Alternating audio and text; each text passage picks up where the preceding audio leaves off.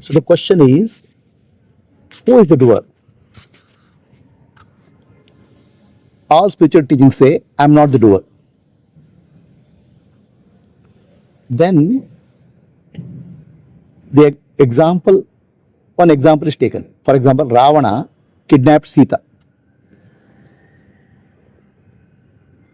Ravana can say, no, I didn't kidnap Sita. Or Ravana can say, it is God operating through me who kidnapped Sita. Ishvara kidnapped Sita. Right? So, how do we understand this logic? A very simple way of understanding this logic is we consider human beings as a bio robots. Bio robots are operating under the presence of consciousness, which is Ishvara. It's like saying a fan will operate with electricity. Consciousness functions through the body-mind complex to operate it. When electricity flows through the fan rotates. Is electricity doer? Electricity presence has enabled the fan.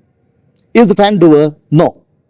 A combination of these two has resulted in doership, rotation of the fan. Similarly, the body is not a doer. The consciousness is not a doer. Presence of the consciousness, body becomes alive and doership appears. So Ravana, the consciousness of Ravana is nothing but Ishvara, universal consciousness. Because of the universal consciousness, Ravana's body is functioning. So if I give an analogy of robot, Ravana's body is a robot, biological robot.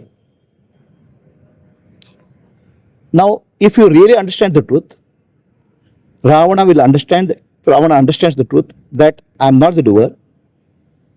He becomes free from raga, dvesha, kama, krodha, mada, matsara, moha, lobha. Then Ishvara only is the doer.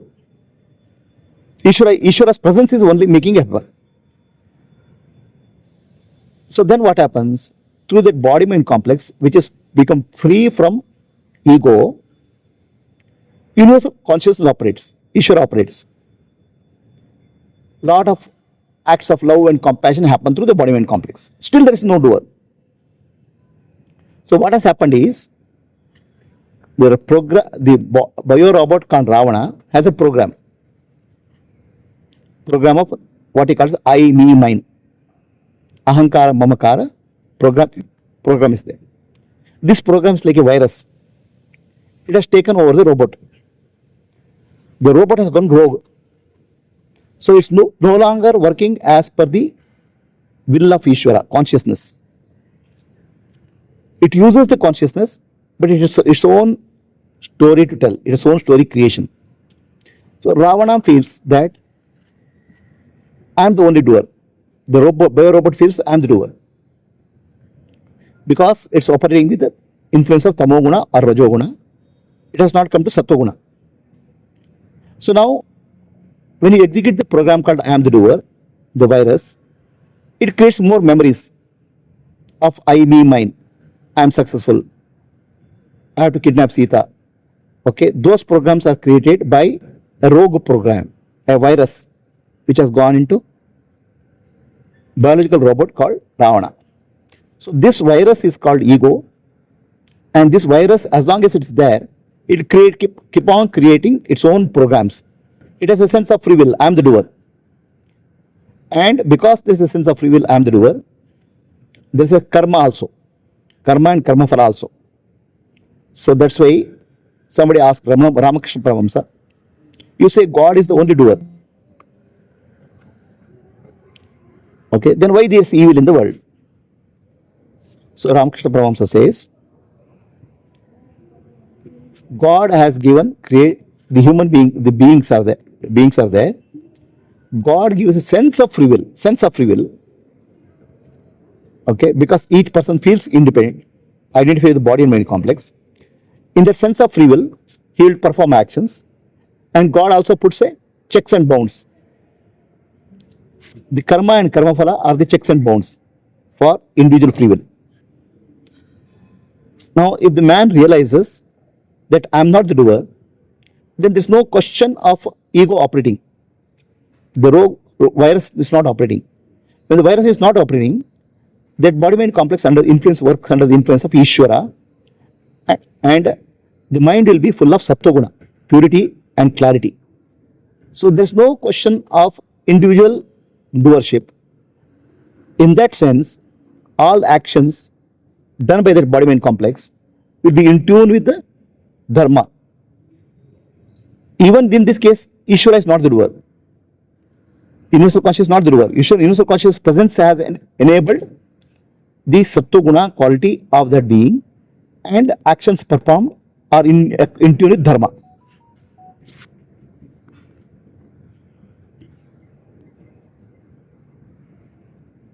Then the question is, who is kidnapped Sita? Did Ravana kidnap Sita or not? If we take Ajatavada or non-manifestation of reality, nothing is created, then nobody has kidnapped Sita. But we see in Ramayana story, Ravana has kidnapped Sita. So Ravana has a sense of ego, virus, called I am doer. And he is operating with Tamoguna. With Tamoguna, he has kidnapped Sita. He has no concept that Ishvara is enabling me, universal consciousness is enabling me. So he has a sense of doership. That's why he has a karma also, karma and karma phala. In ignorance, ego claims the doership, ego does actions, and the ego experiences karma and karma phala. That's in the domain of Vyavaharika or transactional reality. Entire human story is a play of ego. Ramayana is a itihasa, that means it happened so. It's a history. All stories in the world, including your story and my story, are story of ego.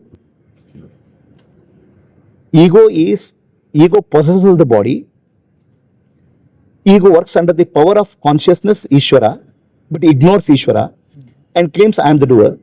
In the process of owning the doership, it will create karma, and that will become more actions. So ego is always in reaction cycle, whereas enlightenment or consciousness takes you out of reaction cycle and actions are performed. So Ravana kidnapped Sita. When you say Ravana, ego called Ravana kidnapped Sita. Is ego real in the ultimate sense? No, not real. But Ravana has not transcended the ego. He is identifying with the ego. It's like an alcoholic. Somebody alcoholic, okay? Let's say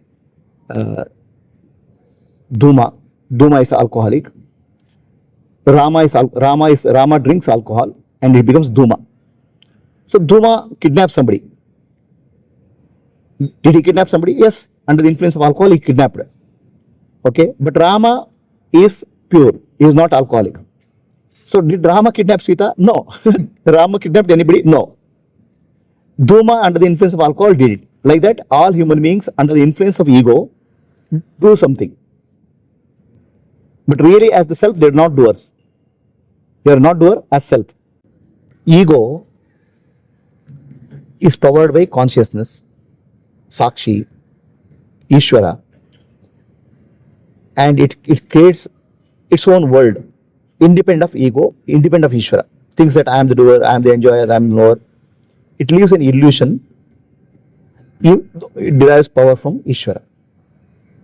Whereas in case of Jnana, this is ignorance. With Jnana, the ego becomes pure ego. It works as a servant of pure consciousness and operates through sattvic mind and follows dharma. So now ego is no longer independent entity. Earlier in ignorance, ego appears to be independent entity. So before Jnana, ego works with the power of Ishvara but claims its own doership. After Jnana, ego knows I am not the doer, I am powered by Ishvara, and I have to work towards Loka Kalyana or service activity. Earlier it was a selfish activity, now it will be service activity. There is a shift which will happen in life.